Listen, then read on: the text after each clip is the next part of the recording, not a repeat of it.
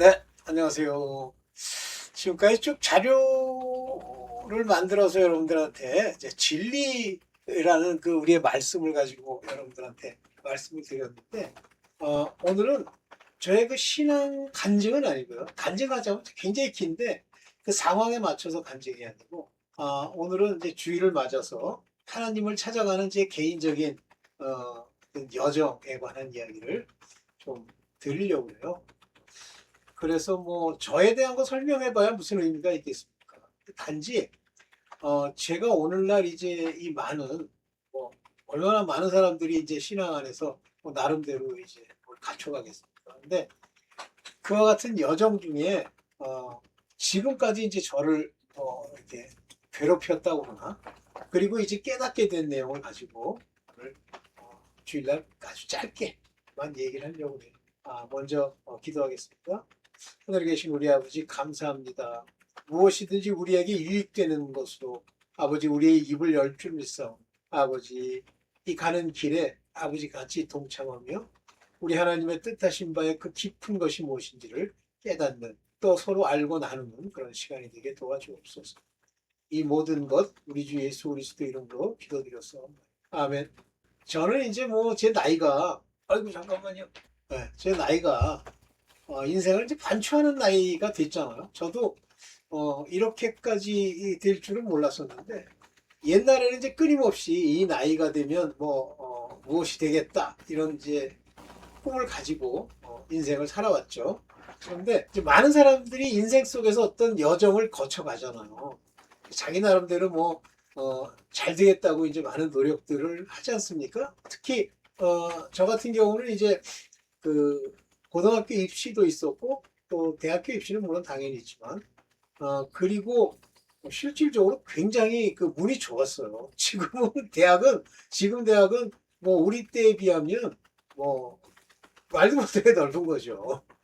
어쨌든 그런 과정을 거치면서 음, 특히 우리 그 제 고등학교 동창이나 뭐 중학교 동창이나 이런 친구들은 중학교 동창 같은 경우는 대학교 입시가 아니죠 고등학교 입시가 있었기 때문에 굉장히 열심히 하던 친구들과 함께 지냈었고 그 친구들이 지금은 이제 제가 신앙적으로 이제 만나진 않습니다만 상당히 오랫동안 교제를 했었는데 뭐 그랬어요. 그 다음에 이제 고등학교 우리 동기들이 있죠. 근데 자, 이제 우리가 인생의 여정을 살펴보면요. 인생의 여정, 그 각 개인의 여정들을 그 여정이 만만치가 않아요. 여러분들이 생각할 때 굉장히 열심히 이제 이렇게 뭐 공부 많이 하고 뭐 소위 말해서 막 그 학위도 따고 뭐 유학도 다녀오고 그러면 굉장히 그 인생이 놀랍게 변화될 것 같아도 그렇지 않아요. 전혀 그렇지 않습니다. 그래서 이제 그런 걸 이렇게 돌이켜서 보면 참 어떤 면에서 보면 안타깝죠. 그러니까 지금 시점에서 이렇게 돌이켜 보면 결국 인생은 그가 어떻게 살아왔느냐도 굉장히 중요하지만 그의 정체성이 무엇이냐도 굉장히 중요하다는 생각을 저는 개인적으로 느낍니다. 그래서 여러분들 중에는 제가 볼 때는 제 영상을 듣는 분들의 그 정체성은 좀 남다르다고 생각을 합니다. 왜냐하면 제 영상을 제가 입으로 막 얘기하고 욕하는 내용들을 여러분들이 듣고 괜찮다 이렇게 생각하기는 쉽지 않죠.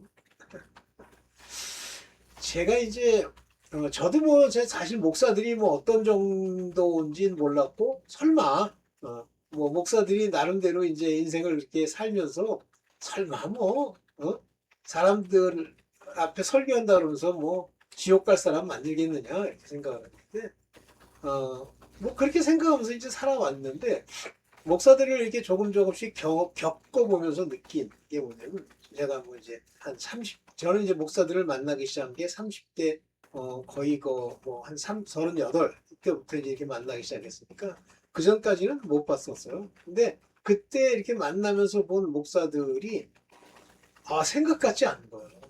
저런 정도를 가지고 목사를 하는구나. 착한 사람도 많습니다. 그러니까 성품상으로는 착한 사람도 많아요. 그러나 성품상으로만 보면 착하지 않고 굉장히 그 터프한 사람도 많아요. 근데 어쨌든 목사들이 됐으니까 이제 뭐 나름대로 그 하나님이 이제 원하는 바 그 길을 따라 가겠지라고 생각을 했는데 그렇지 않아요. 사모들도 마찬가지예요. 그러니까 지내면 지낼수록 우여곡절을 많이 보게 되는데 여러분들 지내면 지낼수록 더 좋아진다? 그거는 전혀 그렇지 않다는 걸 제가 제 경험상으로는 뼈저리게 느낍니다. 절대 더 좋아지는 법이 없어요. 목사든 뭐 교수든 아니면 뭐 공부를 많이 했든 안 그래요. 자기 게 있어요. 근데 그럼 왜 차이가 나는가라고 이제 지금에서 돌이켜보면 심은 대로 거두는 거예요. 좀 많이 공부하면 많이 공부한 만큼 그들의 직업과 그들이 그 공부하는 속에서 얻게 되는 것들을 얻어요. 그러나 마지막 저희 나이대가 되면 그 마지막이 우리가 생각하는 것 같으냐? 그렇지 않아요. 전혀 그렇지 않습니다. 그래서 뭐 제 친구들 중에는 굉장히 여러 종류가 있는데 뭐 예를 들면 의대에 가서 이제 맞추고 무슨 뭐 대학병원에 있는 사람도 있고 또는 나와서 개인 병원을 차린 사람도 있고 또는 큰 종합병원에 있는 사람도 있는데 안 그래요. 그들의 성격이나 그러니까 성격이 점점 나빠졌다고 볼 수 있는데 그 성격이나 그 다음에 그 삶 속에서 이제 자기네들이 얻어내는 게 그게 생각 같지 않아요. 의사들도 상당히 어렵더라고요.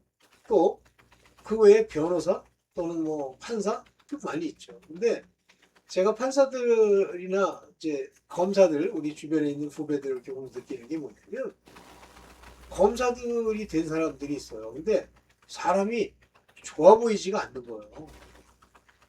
그러니까 검사가 갖는 어떤 지위에 따르는 그 성격의 나빠짐. 그게 이제 하나님으로 보면 하나님이 말씀하시는 악을 행하는 거죠. 판사는 잘 모르겠어요. 그런데 그 변호사들 맞죠. 자기 생각 같지 않은 거예요, 삶. 그래가지고 뭐 예를 들면 변호사로서 로펌 그런 것도 만들어서 거기에 뭐 이제 연세 나이들이 있으니까 대장급이 되지만 안 그래요. 그 스트레스와 여러 가지 어려움은 생각 같지 않아요. 그러니까 그거를 보상하기 위해서 자동차라든가 자기네들의 부라든가 집이라든가 이런 걸 가지고 가리는 거예요. 만약에 여러분들 만족이 있잖아요, 마음에. 그러면 그런 것 가지고 만족을 얻으려고 하지 않죠. 이게 이제 인생이더라고요. 교수들도 똑같아요. 제가 뭐 교수들 이렇게 보면 맨 처음에는 다 젊었을 때 이제 교수가 뭐 빨리 되는 사람들은 뭐 한 20대 말에도 되고 그러는데 저 같은 경우는 이제 30대 넘어서 36, 7쯤 이렇게 6, 7쯤 이렇게 됐는데 그리고 이제 30년을 근무를 했죠. 그러니까 35세 돼서 30년이니까 정확하게 그때 이제 65세 이제 정년이니까 교수들도 마찬가지예요. 생각같이 그렇게 잘 되는 게 아니에요. 맨 처음에는 잘 되는 것 같아요. 그런데 어느 시점이 지나서부터는 계속 이렇게 내리막길을 걸어야 된다고 할까요? 그렇게 가. 근데 그 세상 사람들이 다 하나같이 굉장히 적대시하고 적대시까지는 아닌데 굉장히 못마땅해 하고 꼭 이렇게 비꼬고 이러는 사람이 뭐냐면 크리스천. 근데 크리스천 중에도 진짜 크리스천. 가짜 크리스천 맞죠. 근데 이제 그랬습니다. 어쨌든 그러면서 이제 제가 지금 기억에는 한 40 초반까지 그 가짜 이단 교회를 제가 있었던 것 같아요. 근데 그 목사의 그 실체가 점점 드러나는 게 사람이라는 게 목사든 아니면 뭐 교수든 그 내면이 있고요. 겉으로 보여주는 게 있어요. 근데 그 내면이 점점 드러납니다. 숨긴 게 없어요. 다 드러나고 그 사람의 성품과 드러남에 따라서 여러 가지 삶의 형태들이 나타납니다. 아우 희한합니다. 뭐 예를 한도 끝도 없이 들 수 있는데 그 얘기 들어봐야 그렇고요. 이제 그렇게 많은 사람들이 결국 제가 보는 관점에서는 좋아지는 법이 없어. 그래서 이제 그렇게 점점 가는데 그게 인생이라는 생각이 어느 날 들더라고요. 아, 인간의 인생이라는 건 땅에서 뭐를 하고 어떤 지위에 있고 그 사람을 높여주고 뭐 정치를 하고 뭐 그런 게 아무 소용이 없구나. 전부 자기가 해놓은 만큼의 악들 그것의 열매를 따먹는 거예요. 그래서 악을 많이 행하잖아요. 그럼 삶이 점점 구겨진다는 표현을 쓰는 거좀 그렇게 돼요. 근데 이제 저는 다른 것보다는 목사들 얘기를 좀 드려보요. 이 목사들이요 자꾸만 그러니까 목사가 되는 동기가 뭐 여러 가지 있겠지만 진짜 하나님의 일꾼으로서 의의 일꾼 또는 복음의 일꾼이 돼서 그거를 전파하고 바로되겠다는 목사들이 분명히 있을 겁니다. 그런데 많지 않다. 그건 뭐냐면 마치 목회라고 하는 것이 자기 인생을 어느 정도 이렇게 포기했다라고 생각을 하고 포기한 만큼 하나님이 뭘 주실 거다라고 생각을 하는 거예요. 그게 이제 소위 목사들이 얘기하는 부흥이에요. 그 부흥은 돈이 많아져야 되는데 돈이 많아지기 위해서는 그 교회에 나오는 신도의 수가 많으면 돈도 좀 많아지죠. 어쨌든 헌금을 단돈 10,000원이라도 하면 10,000원이라도 생기잖아요. 그렇지만 이제 목사들의 또 괴로움이 있죠. 그래서 그 괴로움이 뭐겠어요? 거기 있는 신도라는 사람들이 이제 보여주는 여러 가지 행태들이죠. 이제 그런 게 있습니다. 그러면 목회에서 하나님이 주시는 만족함이 없으면 어떻게 살아가겠습니까? 그래서 목회 포기하는 사람도 있는 것 같아요. 그 다음에 이제 목회를 하다 보면 자기 딴에는 이제 부흥했다고 생각하는데 그걸 가지고 이제 시비를 거는 사람들이 있는데 그냥 시비를 거는 게 아니고 그게 이제 하나님이 보낸 일종의 핍박자들이에요. 악한 자들. 근데 내가 하나님 앞에 바로 서면 그것이 내게 오질 않습니다. 괴로움. 근데 내가 그릇 행하기 때문에 목사가 그릇됨이 있기 때문에 그것이 괴로움으로 오는 거예요. 그래서 목사들이 전부 이제 병이 들고 이러는 거예요. 목사들이 지금 시대에 목사들이 암 걸린 사람들 많아요. 여러분도 잘 모르시겠지만 안 보인다 싶으면 암에 걸려서 수술하고 몸조리 하다가 죽고 그럼 암 걸리지 않고 그냥 죽어도 어떻게 보면 복이에요. 자, 그런 것을 통해서 이제 제가 40 초반까지 있다가 거길 나와서 교회를 다녀봤어요. 여러 교회를. 근데 진짜 뭐 적나라하게 얘기하면 비참한 교회들이 많습니다. 진짜 뭐 하다못해 밥 먹기가 어려운 목사들, 사역자들로 차 있는 교회들 많고요. 또 그들은 조금이라도 예를 들면 자기 성격, 나쁜 성격대로 행하면 곧바로 욕먹잖아요. 그래서 그렇게도 못해요. 그러면 이제 그 사람이 하나님이 함께 하시는 자로서 마음에 하나님이 평강을 주지 않으면 전부 스트레스. 그 스트레스가 뭐예요? 자기 안에 내면에 있는 자기 본래, 자기 자아, 육신을 따라가려고 하는 육신의 정욕을 따르는 그것들이 활동을 하는 거죠. 그래서 우울증에 걸리는 거예요. 목사들 우울증에 걸리는 사람 많죠. 자기가 속 안에 있는 자기라고 하는 악, 거짓의 아비의 종로로 사는 세상에 두려워하는 영을 받은 그 악이 해소가 안 되죠. 그러니까 세상에 사는 사람과 똑같아지는 거예요.